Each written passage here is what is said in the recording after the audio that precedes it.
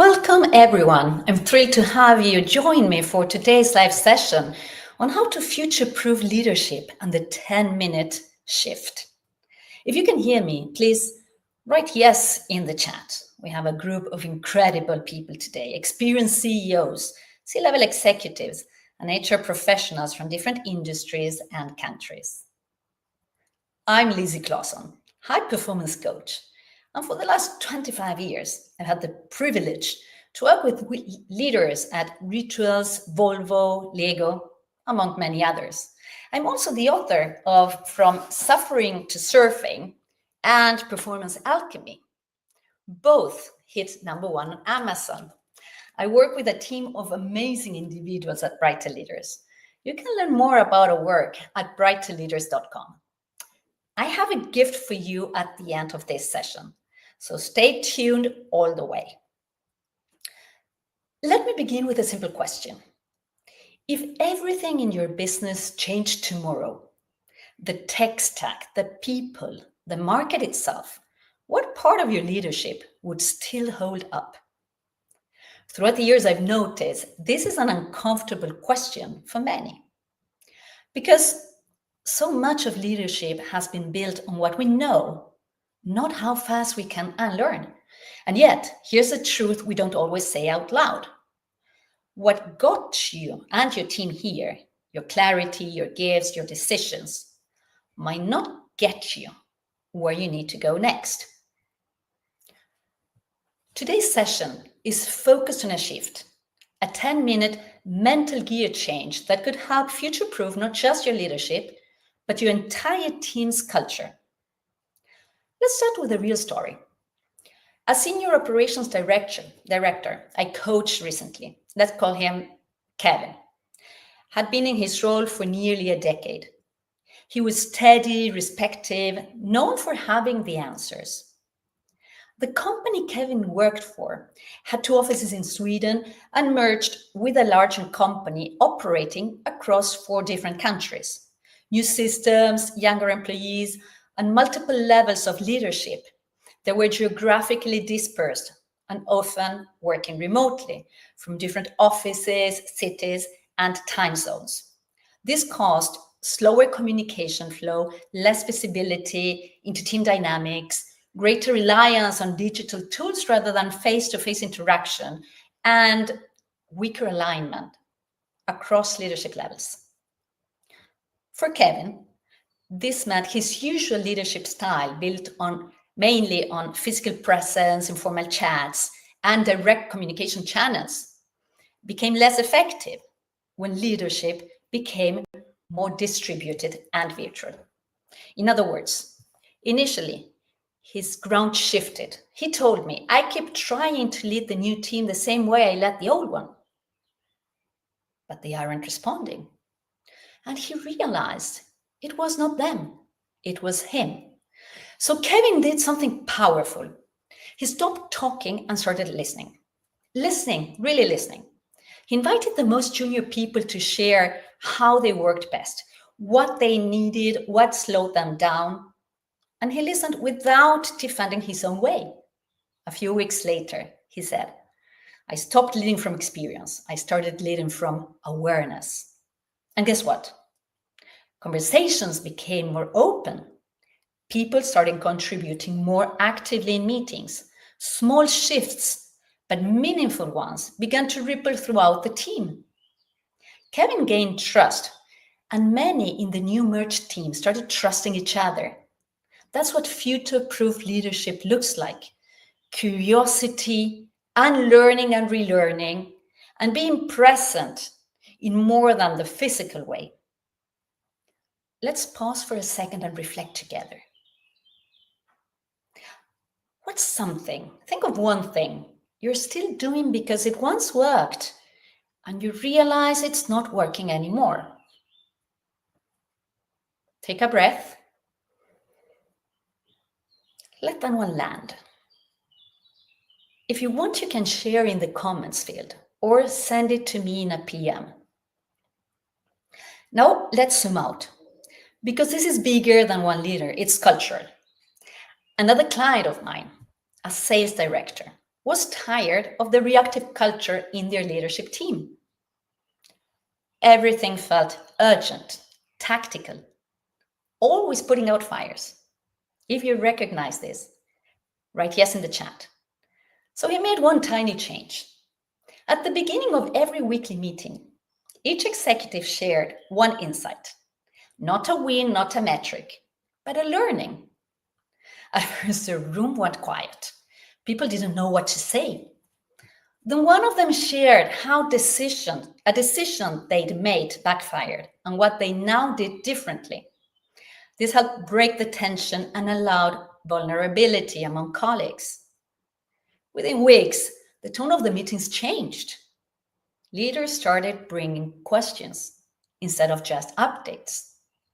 Vulnerability replaced posturing, and decisions got better and faster. That one micro shift changed the culture. This cultural shift and improved team dynamic didn't come from a big official program, policy change, or launch. Instead, it came from something small and behavioral. Allow us to reflect together once more. When was the last time your team saw you learn in real time? Not behind closed doors, but in front of them. Give yourselves a few seconds to reflect, to find an insight and maybe a small action step. Now let's go from idea to action. This could be your moment to shift right now. I call it the leadership and learning sprint. It's not complicated and it's powerful. I'll walk you through it. First, think of one situation in your work right now that feels stuck. Something unresolved. It could be a person, a decision, a conversation, a situation you're avoiding.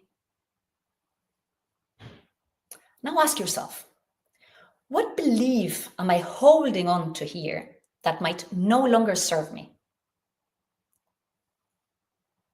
What belief are you holding on to that might no longer serve you?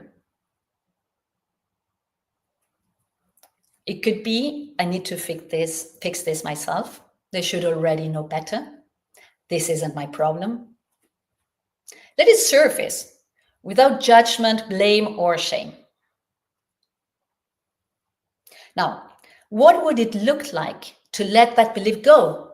Let's say for just a week. And finally, what's one better question you could ask yourself or your team today? One of my clients doing this 10-minute shift exercise asked herself, what am I assuming that might not be true anymore?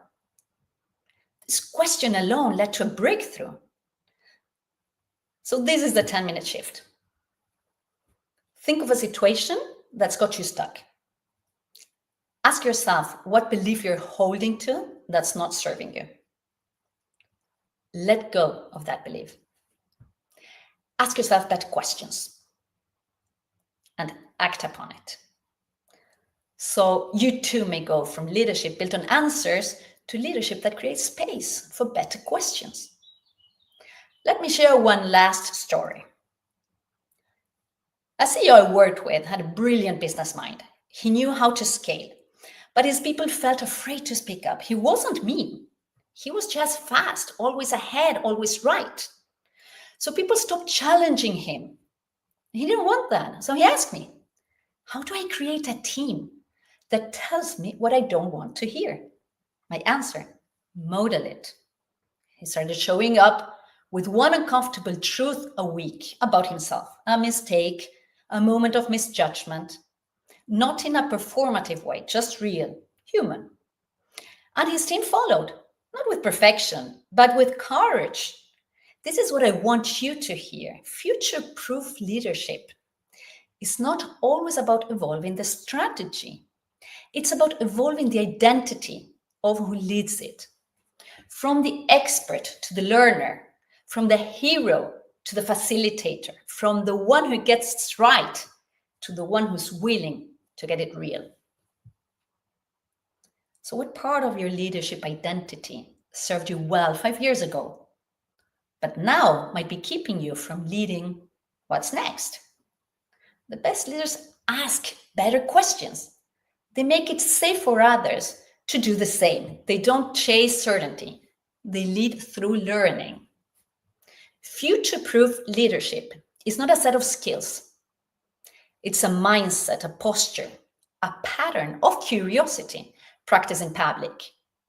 Because when you shift from proving to learning, you don't just lead your team. You teach them how to adapt. And that is the ultimate competitive advantage. If you found this helpful, kindly like the post, share your reflections in the comments, and share this link with your network. Thanks for being here today and for being the kind of leader who's brave enough to keep unlearning and learning. As I promised, we will randomly pick one name from the attendees today and send him or her one of my books. Elma, could you please write in the comments who the lucky person is? Elma is part of the Brighton Leaders team.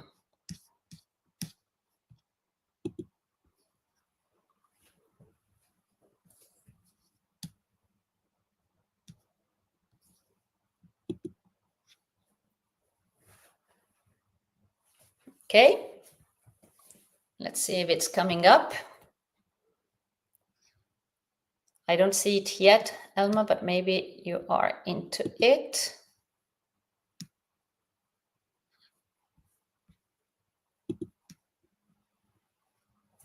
Okay, why don't you send it via WhatsApp to me, please?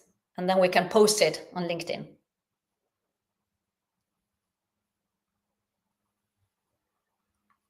Maria Morval. Congratulations, Maria. You are the winner today of one of my books. So get in touch with me, please, and tell me which book you would like and which address I can send it to. Thank you, all of you, and looking forward to seeing you soon again. Have a beautiful day.